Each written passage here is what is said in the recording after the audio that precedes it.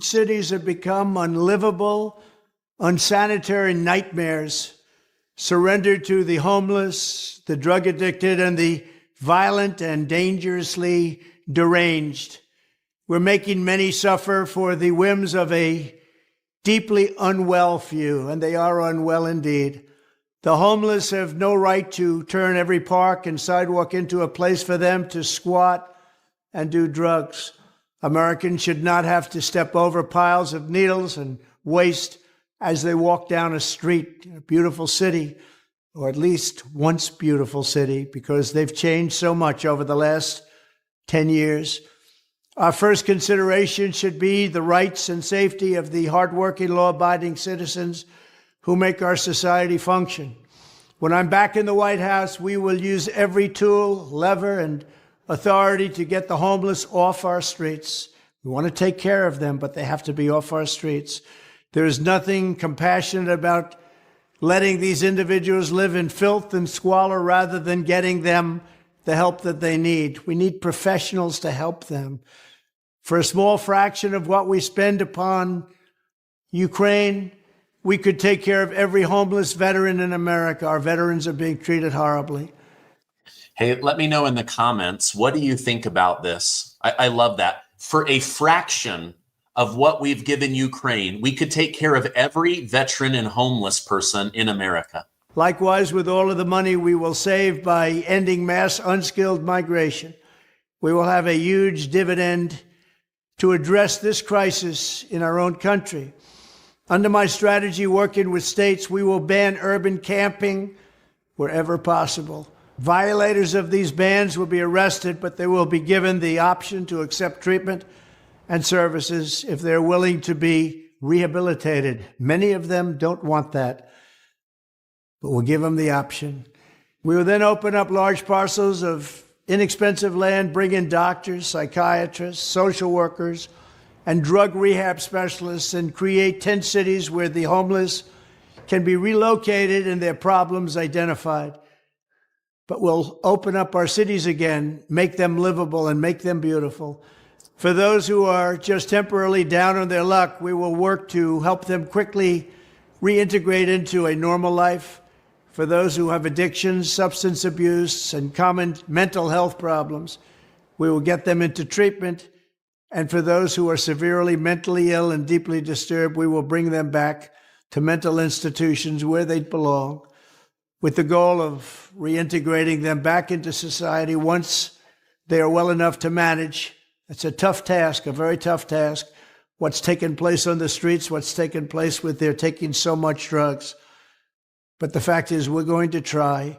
This strategy will be far better and also far less expensive than spending vast sums of taxpayer money to house the homeless in luxury hotels without addressing their underlying issues. And they have so many of these underlying issues and needs. This is how I will end the scourge of homelessness and make our cities clean and safe and beautiful once again. We will do it. We will bring back America. Thank you. All right. So, what a compassionate plan, right? So they're going to basically, do triage, right? They're going to say, okay, listen, we can't have homeless, drug addicts, mental illness, people down on their luck, addiction. We can't allow that to take over our cities, our parks, our schools, in front of restaurants. Like, America needs to be livable for those that go to work, make money, pay taxes, want to live in a normal society. But at the same time, this triage idea of, okay, we're going to get them someplace where we can figure out, do you want help? Yes or no? If you do you have mental illness? Do you have addiction? Let's get you rehabbed. Let's get you in with doctors, specialists. Let's get you some education. And if you're too unwell to take care of yourself and you're going to be a burden on the street, then we need to put you into a psychological ward or hospital. That's what we used to do. And now in places like California, Chicago, New York, other major cities, they're on their own. They're just on their own. So it's a really bad thing. So I wanted to bring this to your attention. All right. Now here's story number 4 that really kind of blew my mind.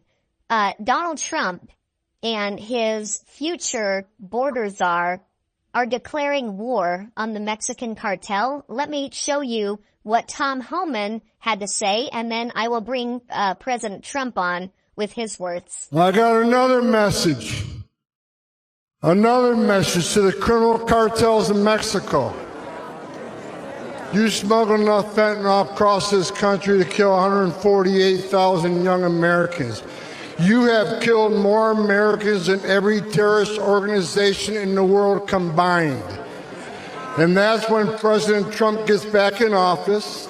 He's going to designate you a terrorist organization. And he's going to wipe you off the face of the earth. You're done. You're done. All right, so this message, this idea is being very well received among conservatives that are saying, wait a minute, somebody has to be held accountable. Over 350,000 Americans have died under Joe Biden because of the amount of fentanyl coming into the country. And Tom Homan and President Trump are publicly announcing that we will designate you as a terrorist organization. In fact, the terrorist organization that has killed more Americans than all of them combined, including the reason we went to war with the Middle East. Now, President Trump is even harsher, and he's making specific demands of Congress that I wanted you to know about. Our country is being poisoned from within by the drugs and by all of the other crime that's taking place. The drug cartels are waging war in America, and it's now time for America to wage war on the cartels. In this war, Joe Biden has sided against the United States and with the cartels. They are making more money than they've ever made before, times 10. There's never been anything like it. They're major, major companies. They're bigger than even some of our biggest companies. Biden's open border policies are a deadly betrayal of our nation. When I am president, it will be the policy of the United States to take down the cartels, just as we took down ISIS and the ISIS caliphate, and just as, unlike the situation we're in today, we had a very, very strong border, the strongest border, in fact, in the history of our country, and drugs were at a low of 45 years. There's been nothing like what we did just 2 years ago. We will show no mercy on the cartels. Every day, drug traffickers are using the waters of our region to ship their lethal poisons to America, killing so many of our people and ruining families. In addition to restoring strong border security, I will deploy all necessary military assets, including the U.S. Navy, to impose the full naval embargo on the cartels. I did that before, and it worked. What we did was incredible.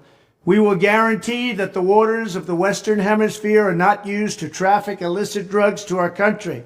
Furthermore, I will order the Department of Defense to make appropriate use of special forces, cyber warfare, and other overt and covert actions to inflict maximum damage on cartel leadership, infrastructure, and operations. I will designate the major cartels as foreign terrorist organizations. We will sever their access to global financial systems. I will also work to forge an unprecedented partnership with neighboring governments in our region, just like I did in Mexico. And remember, in Mexico alone, an estimated 100,000 civilians have been tragically murdered or gone missing at the hands of these cartels. The Mexican government, run by a very fine man, the president, is really working hard, but it's not working out. These cartels are vicious and they're violent, and they have Mexico for now stymied. Well, we have to help Mexico, and we have to stymie the cartels. Either we will get the full cooperation of other governments to stop this menace, or we will expose every bribe, every kickback, every payoff, and every bit of corruption that is allowing the cartels to preserve their brutal reign, and it is indeed brutal. Finally, as I have said before, I will ask Congress to pass legislation ensuring that drug smugglers and human traffickers receive the death penalty. The drug cartels and their allies in the Biden administration have the blood of countless millions on their hands. Millions and millions of families and people are being destroyed. When I'm back in the White House, the drug kingpins and vicious traffickers will never sleep soundly again. We did it once, and we did it better than anybody else. There's never been a better border than we had just 2 years ago. It was strong, it was powerful, and it was respected all over the world. And now we're laughed at all over the world. And we're not going to let that happen much longer. We have to take over. We have to be tough. We have to be smart. We have to be fair. But if we don't do something immediately, our country is gone. All right. Wow. Big promises. Lots of action, activity, overt, covert, special operations, deploying the U.S. Navy. He essentially sees Mexico as being held hostage to the cartel, and the cartel as causing the death of hundreds of thousands of Americans and affecting millions of Americans and their families. He's not going to stand for it. Think how many children have been trafficked from the cartel under Biden and Harris. Think how much drugs have come into the country because of Biden and Harris. This weak, flimsy border, this leaky border is about to be plugged up, and then he is going to go after the enemies. And if other countries don't step in, they're going to start revealing bribes, kickbacks. I mean, he is going full boot on your neck crazy against the cartel. This is exactly what we want to see. We do not want to see terrorist organizations ruling and making billions and billions of dollars off of the death of American citizens. All right, lastly, this one shouldn't come as a shocker, but actor George Clooney has publicly announced he's getting out of politics.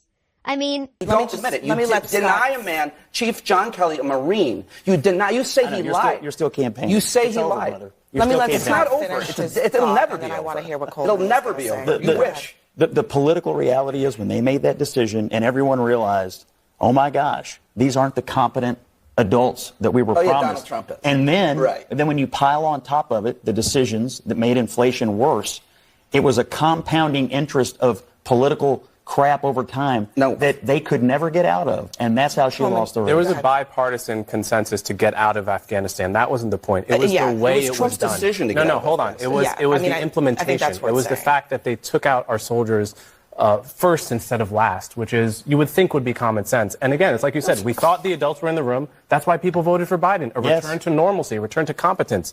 He's a lifelong public servant. We thought we're going to get normal, we're going to get competent. And that's what it's about. We did. And if in the veterans community, I mean, she is trying to auction off her campaign supporter email list to the highest bidder. Absolutely shameless. Let me just say this. If campaign finances are any indication of how Kamala Harris would have run this country, I think we can all be very thankful that she lost. But that is going to be a wrap for this video, guys. Please drop a comment. Please like the video if you liked it. Please subscribe. It's super important. Thank you very much.